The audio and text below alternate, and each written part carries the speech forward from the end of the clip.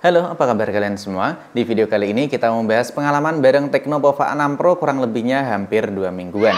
Jadi apa aja kelebihan dan gimana pengalaman bareng Tecnopova 6 Pro ini? Yuk langsung aja, mari kita masuk ke video pembahasannya. Oke, di awal video langsung aja saya bilang ya kalau Tecnopova 6 Pro ini bisa dibilang HP all-rounder terbaik buat harga 3 jutaan rupiah. Atau bisa dibilang 3 juta rupiah karena kadang itu lebih, kadang juga bisa kita beli dengan harga 3 juta kembali 1.000 rupiah.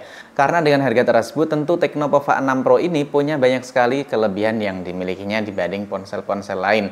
Dan tentunya ada juga buat kekurangannya. Jadi pastiin kalian tonton sampai selesai ya. Dan kelebihan yang pertama yang saya suka banget dari Tecnopova 6 Pro tentu buat urusan performa yang dimilikinya. Buat ponsel performa dengan harga segini menurutku sih udah bagus ya. Dengan SoC yang ditawarkan pakai MediaTek Dimensity 6080 5G, memorinya juga lega banget plus ada slot kartu memori eksternal. AnTuTu juga tergolong cukup tinggi di 441 ribuan poin. CPU throttling juga tergolong stabil, terlihat hijau semua. Bahkan pengalaman main game ini juga udah kerasa cukup puas banget. Misalnya kayak main game PUBG Mobile lancar di 60 fps, audio juga cukup ngebantu dengan dual speaker yang dimilikinya. Bahkan buat suhunya itu tergolong adem selama permainan. Kurang lebihnya ada di 20 menitan dan suhu yang saya dapetin itu paling tinggi cuman kisaran 38 nyampe 40 derajat Celcius. Lalu buat main game Mobile Legends satu kali match kurang lebihnya kisaran 25 menitan ya. Itu buat suhunya ada di kisaran 39 nyampe 41 derajat Celcius.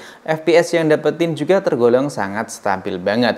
Dan setelah saya nyoba geber cukup lama ternyata buat FPS-nya itu langsung drop kayak di limit gitu. Dan itu bakalan mulai kerasa jika suhunya udah mulai kerasa lebih hangat meskipun sudah saya aktifin buat mode performanya, tapi buat FPS-nya masih tetap di lock.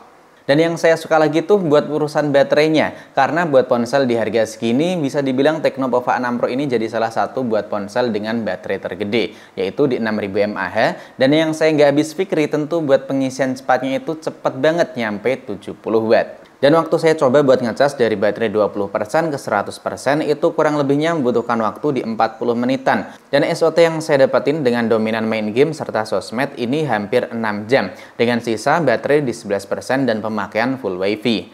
Jadi kalau kalian pakainya itu konektivitas data kemungkinan ya paling ada di kisaran 5 atau 5,5 jaman. Lalu buat urusan fotografi di Tecnopova 6 Pro ini juga menurutku masih tergolong cukup bagus. Meskipun bukan bagus-bagus banget, tapi buat hasilnya juga masih bisa banget buat kita andelin. Dan yang saya suka buat menu kameranya tentu adanya buat mode potret di 2 kali, kemudian adanya buat 3 kali zoom. Dan ternyata buat hasilnya emang sangat membantu banget, lebih kelihatan oke, lebih kelihatan detail dan tentu lebih enak dilihat. Padahal ini ponsel di harga 3 juta kecil.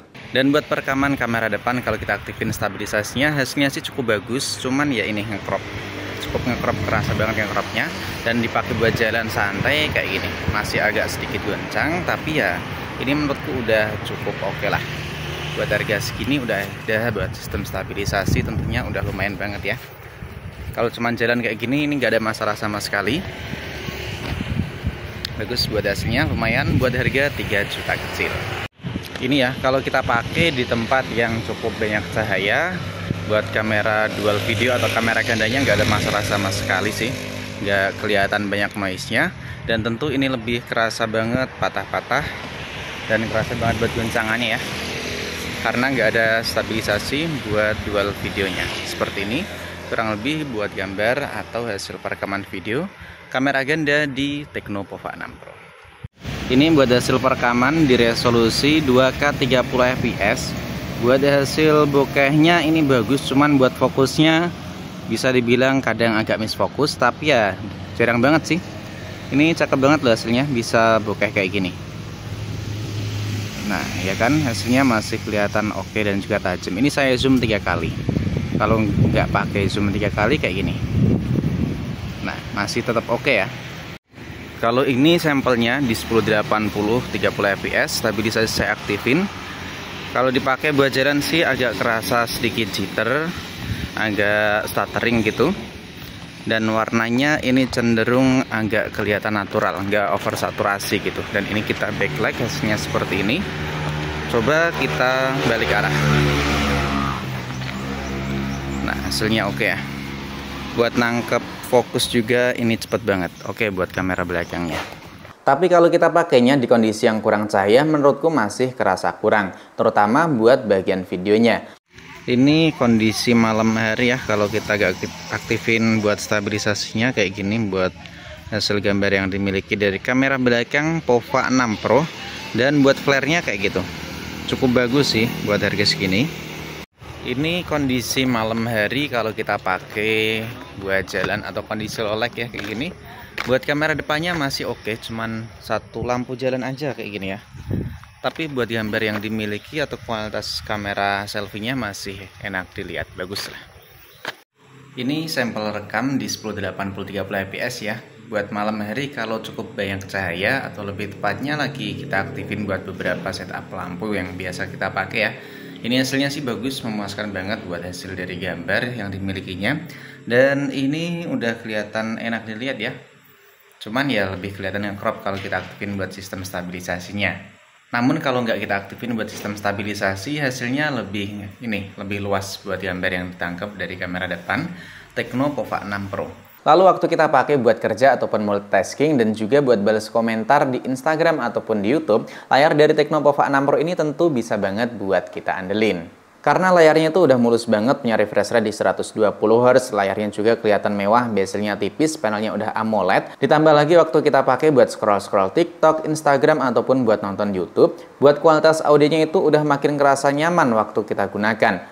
Hanya saja buat haptic feedback yang dimiliki dari Tecno POVA 6 Pro ini menurutku masih kerasa standar buat ponsel di harga 2-3 jutaan rupiah.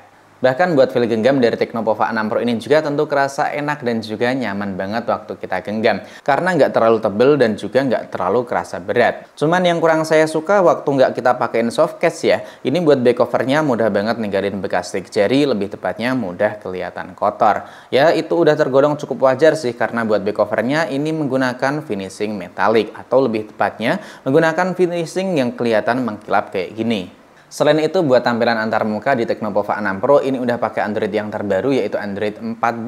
Cuman yang cukup saya sayangkan di keterangan yang kita ketahui itu kan mendapatkan 2 kali update. Dan ternyata buat update-nya itu cuma mentok di Android 15, gak bisa nyampe Android 16. Ini udah tergolong cukup bagus karena punya jaminan update software, tapi paling nggak ya keterangannya itu lebih diperjelas lagi. Jangan ada bintang kecil di bagian pojok bawah. Jadi kita taunya ya 2 kali update tuh bisa nyampe Android di 16. Dan kalian yang pikirannya sama, ngira kalau ponsel dari Tecno POVA 6 Pro ini bisa mendapatkan update nyampe Android 16, coba deh kalian drop di kolom komentar. Kira-kira banyak juga yang samaan atau enggak?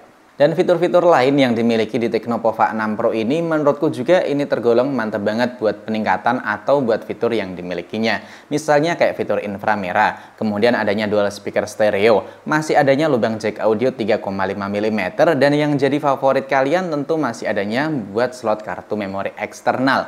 Tentu buat fitur selengkap ini jarang banget. Bisa dibilang susah kalau kita cari buat ponsel sekarang ini di harga 3 jutaan rupiah. Dan kesimpulan setelah pakai Tecno POVA 6 Pro kurang lebihnya hampir 2 mingguan, memang ponsel ini cocok banget kalau kita bilang sebagai ponsel all-rounder terbaik di harga 3 jutaan rupiah. Tampilan desainnya bagus, ada lampu LED-nya, buat port dan juga lubangnya masih komplit semua, baterai awet, pengisian cepat, kamera masih cukup bisa kita andelin, buat game juga lancar, udah punya jaringan 5G juga. Dan buat kekurangannya menurutku sih masih bisa ditoleransi ya, karena buat berbagai fitur ataupun sistem yang dimiliki dari Tecno POVA 6 Pro ini bisa dibilang di atas rata-rata dari kompetitor lainnya. Dan buat kalian sendiri yang udah pakai Tecno POVA 6 Pro, gimana nih pendapat dan juga pengalaman bareng ponsel ini? Drop aja ya di kolom komentar. Sampai di sini dulu, sampai jumpa lagi di video selanjutnya.